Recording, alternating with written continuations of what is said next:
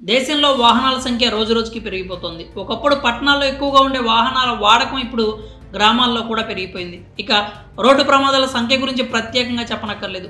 రోజు పదుల సంఖ్యలో ఎక్కడో అక్కడ జరుగుతూనే ఉన్నాయి.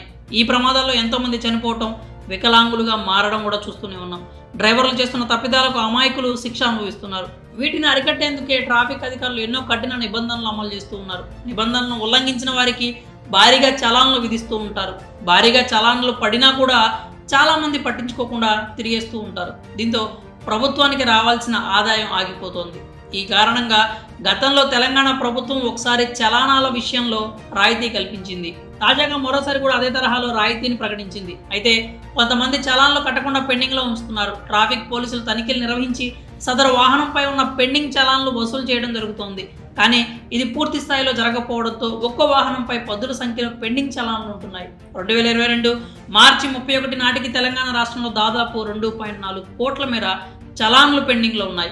ఈ క్రమంలోనే ప్రభుత్వం ఒక ఆలోచనకు వచ్చి పెండింగ్ చలాన్లకు భారీ రాయితీ కల్పించింది.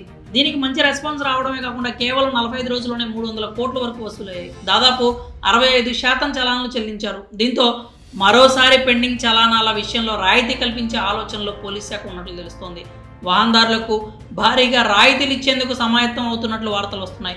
గతేడాది రాయితీ ప్రకటించడంతో ఏకంగా 300 కోట్ల వరకు చలానా రుసుము వసూలైంది.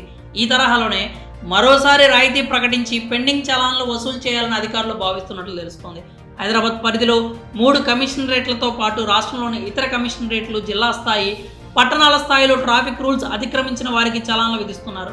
టెక్నాలజీ పెరిగిపోవడంతో కీలక ప్రాంతాల్లో సీసీ కెమెరాలు ఏర్పాటు చేయడం ద్వారా ఆటోమేటిక్గా చలాన్లు విధిస్తున్నారు. అయినప్పటికీ పూర్తి స్థాయిలో చలానాలు చెల్లించకపోవడంతో రాయితీ ప్రకటించనున్నట్లు వార్తలు వస్తున్నాయి. దీనిపై ప్రభుత్వం ఉత్తర్వులు జారీ చేసే అవకాశం కూడా ఉంది. మరి తెలంగాణలో మరోసారి ట్రాఫిక్ చలాన్లపై రాయితీ ఇవ్వబోతున్నారు అంటూ వస్తున్న వార్తలపై మీ అభిప్రాయాలు ఏంటో కామెంట్స్ రూపంలో తెలియజేయండి.